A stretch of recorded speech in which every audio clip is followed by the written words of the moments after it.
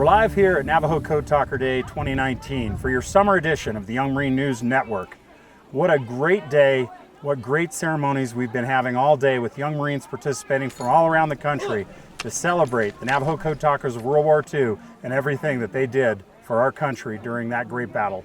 Now, this week has been absolutely incredible. Yesterday, we started off with a DDR Fun Run, where some of the young Marines got to participate in a 5K, and there was 8 stations. Each station had a drug demand reduction related question and an activity that they had to participate in. All right, what is the drug that is responsible for the mandatory deaths in the United States? If they won, they got to move on, and if they didn't win, then they had to stop and do some sort of PT. It was a lot of fun. Everyone finished. They were motivated. Some came in like in arms. It was awesome. Next, we went and we cleaned up the Navajo Zoo. Obviously, this is for us to repay the Navajo Code Talkers and everything that they did for us in World War II. And then we're here today. We started off with a parade down at the fairgrounds and a 3-mile hike to Window Rock. It was awesome. People were honking their horns, clapping their hands, and really, really excited. Yeah. You know what? For some young Marines, I'm sure it was a little challenging. I personally have been on quite a bit of hikes in the last few months, so it feels good for me. Once you get to the top, though, no matter how old you are, tall, short, whether you made it up with a few short breaths or a lot of really deep breathing, once you make it up, you just feel so proud of yourself. My name is Michael Vernon Smith. I'm from here, from Window Rock, Arizona. My father is Samuel Jesse Smith Sr.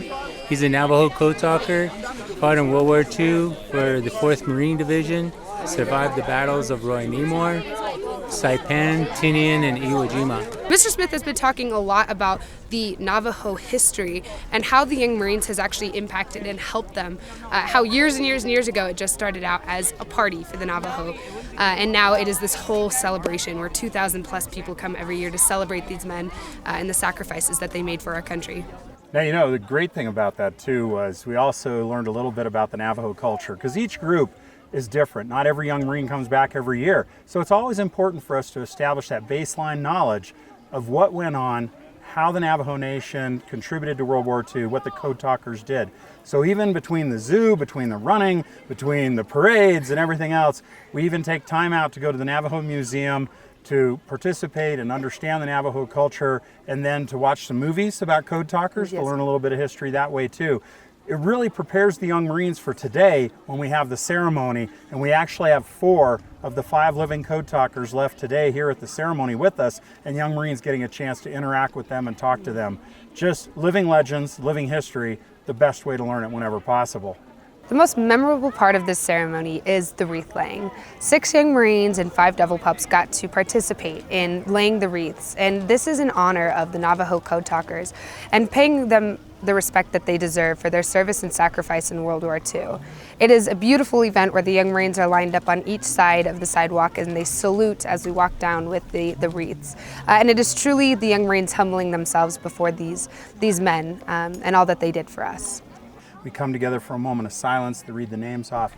You know, and the other end of that spectrum was the 5K DDR run that we did the other day. That was a lot of fun on the lands. We went out off onto the other side of the road, got off road. It was a lot of teamwork. The young Marines were dispatched in squads when they were doing this activity. There were adult volunteers along the way stationed out there to motivate them, cheer them on, ask them good questions. And it was a great opportunity for everyone to participate, even the more seasoned headquarters team. Team Headquarters! They won, but that was only because we started first and they never really caught up to us. We had the awesome advantage of the hand and arm thing, where you do that hand and arm thing. There was only 4 of us and we broke the human knot really easy. The other young Marines, that slowed them down a little bit. You know, as we sit here and we celebrate this history of World War II with the Navajo Code Talkers, it reminds me that same generation, that World War II generation of Marines, many of them went back to their hometowns across the country, and a group of World War II veterans went back to Waterbury, Connecticut. And they saw the youth around them and said, we need to start developing the next generation, the leaders for our country when the time comes that we may need to defend it again. And they started forming a group called the Young Marines. And here we are 60 years later, celebrating what started with a few men and some young boys in Waterbury, expanded to young ladies in the 70s, and here we are 8,000 strong, tens of thousands of young Marines over the decades, still becoming the future leaders this country needs. enjoy, and celebrate our 60th anniversary. Hoorah, Young Marines, Semper Fi.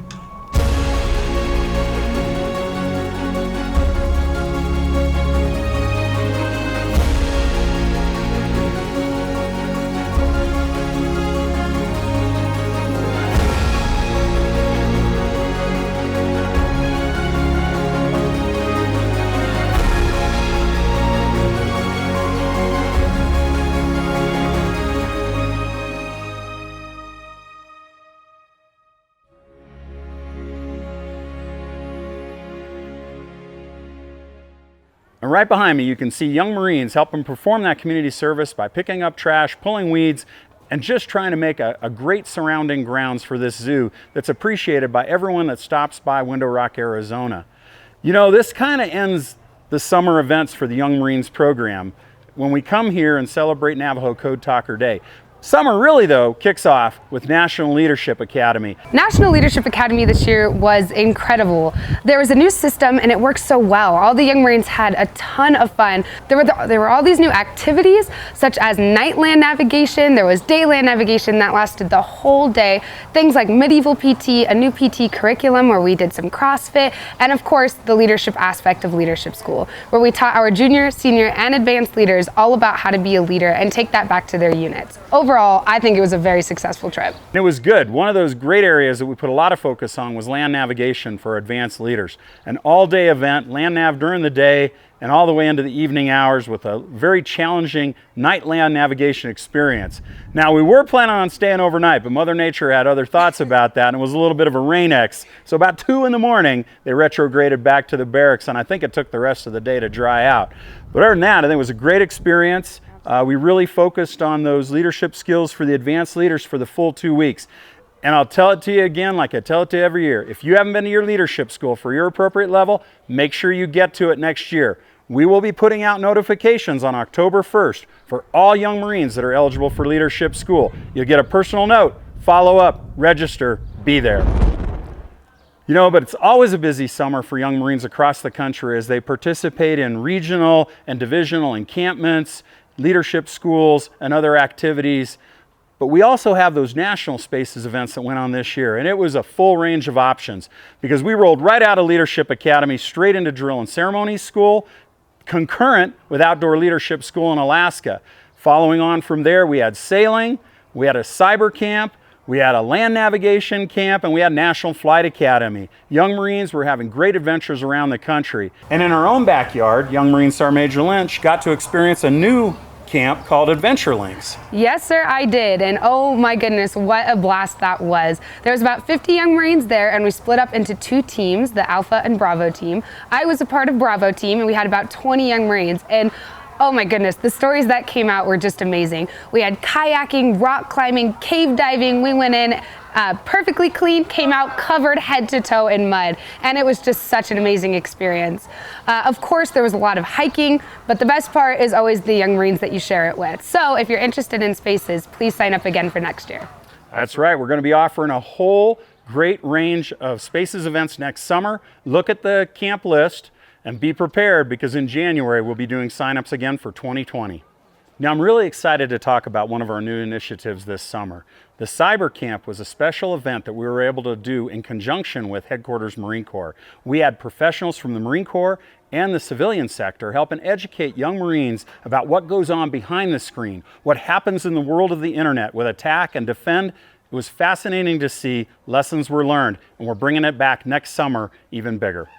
You know, with a healthy, motivating run this morning, it kind of makes you think about a healthy, drug-free lifestyle, which is where we're going into next with Red Ribbon Week at the end of October. Young Marines are already gearing up for various events and activities within their region, one of which is going to be the Drug Demand Reduction 5K Dash. That is personally one of my favorite events to participate in. My unit and I have been doing this for 2 years now. We put it on at the beach in California. So we have a lot of fun with that. And afterwards we do some beach cleanup. But the DDR Dash itself is to show our community that we are running to prove that we stay and live a healthy, drug-free lifestyle. You know, some young Marine units are very lucky to get to run on the beach. Because I will tell you, when you watch the Facebook footage, some are not quite as fortunate. Last year's headquarters run was 50 degrees in the rain, but we were still motivated and brought it home. Other units in Michigan, it was a little brisk. They started a little later because they needed to let the snow settle a little bit. But the big part of this, the big takeaway of all this, is that they were all out there running for a healthy, drug-free lifestyle. And we're looking forward to doing it even bigger and better this year. I run to keep myself, my friends, and my family off of drugs and safe. I run to stay focused on my goals in life. I run in honor of those who've lost their lives fighting drugs. I run for the motivation of my team. Whatever you put in, you get out. We run to keep American youth drug-free. I run to stay healthy. I run to live a healthy, drug-free lifestyle. So strap on your Go Fasters and join us on October 19th, 2019 for the DDR Dash 5K. Living a healthy, drug-free lifestyle is a commitment all year round for young Marines, and a similar commitment is to our veterans. We support our veterans all year round in our communities and various events. This year we're focusing on the Vietnam veterans with the 50th anniversary. But in November, it's Veterans Day. And it's one of those days where we put a special emphasis on supporting veterans around the country. Your young Marine units always make us so proud with the things you do in support of our veterans. And I look forward to seeing your reports of activities this year around the country. You know, and the other thing about Young Marines is that it really is an honor and privilege for us to come here and celebrate Navajo Code Talker Day. And we do this in support of the Office of the President and Vice President of the Navajo Nation and the Navajo Code Talker families, the descendants of those Navajo Code Talkers who are here with us, and we're here to support and honor them. And we thank them for having the ability to come out and honor these great men every year. So as we come to a close for the ceremonies today, it's time to come to a close for this episode of the Young Marine News Network. And I want to thank Young Marine Sergeant Major Lynch again for joining me in your first episode. Young Marines, I want you to remember to stay passionate, positive, and productive. You are who you are because of who the Young Marines made you. Thank you guys for participating and being here with me for this event and with me on News Network. Hoorah. So Young Marines, stay motivated, stay engaged, keep living that healthy drug-free lifestyle. Signing off. Hoorah.